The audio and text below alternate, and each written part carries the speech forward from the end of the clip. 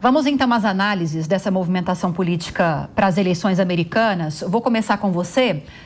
Maria, há sim essa expectativa, o Luca trouxe exatamente o que eu tenho ouvido e lido de muitos analistas políticos e cientistas políticos também, de que depois desse atentado, o Trump vai vir um pouco diferente nesse discurso.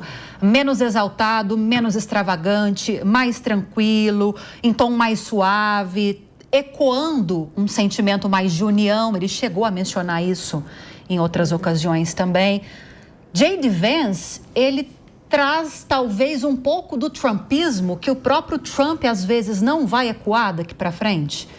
O que você espera dessa união? Olha, eu sinceramente acho que se o Trump for adotar um discurso mais moderado, de mais unificação, vai ser por um pouco tempo.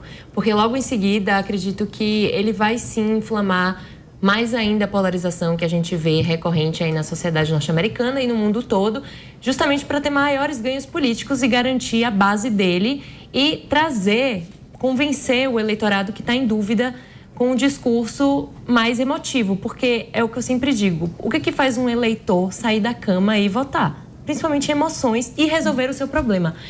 E nesse sentido, a economia tem sido um problema para o americano médio, para o pessoal que mora nos cinturões, que perdeu o emprego com a questão da globalização, a questão da terceirização da indústria para a China. Então, esse americano, sim, ele tem raiva e o preço, lembrando que a inflação norte-americana ela cresceu nos últimos anos, os preços cresceram. Então, apesar da economia estar crescendo, esse eleitor não tem a sensação de que a sua qualidade de vida melhorou justamente por causa dos preços que cresceram. Então, acredito que o Trump tem muito mais a ganhar voltando a um discurso mais inflamado. E o próprio J.D. Vance, olha, eu já estou chamando de Vice, é o vice-presidente. Vice-president, né? Ele é um político que tem essa postura. Ele, no discurso dele, ele foi bastante enfático nisso. Ele falou que essas pessoas, elas foram negligenciadas, ele falou mal das elites. Então, ele trouxe justamente esse discurso de alinhamento com o eleitorado que virou o eleitorado republicano, que classicamente não era esse eleitorado. Enfim, tudo virou de cabeça para baixo na democracia norte-americana. Eu queria mencionar também um assunto importante.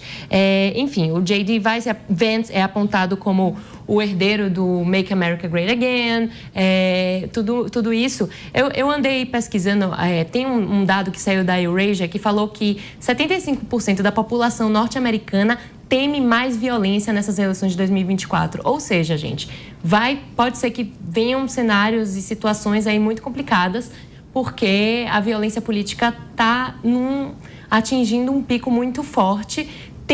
Nessa mesma pesquisa fala que 25% de uma parte de um eleitorado radical acredita que a violência deve ser, sim, usada com o oponente, com o lado oponente, ou seja, a própria população está mais inflamada.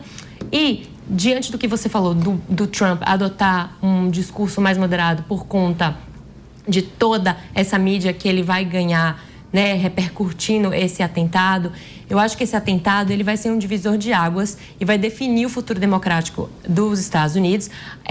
Casas de aposta assim, amanheceram fervorosas porque a aposta de que o Trump ia ganhar bateu recorde e em históricos, dados históricos da democracia norte-americana revelam que, de fato, quando um presidente ou um presidenciável sofre esse tipo de atentado, a popularidade aumenta muito. O Reagan, quando sofreu um atentado, ele teve seus índices de aprovação subindo em 15% em menos de 2 semanas. Ele foi de 55% para 70%.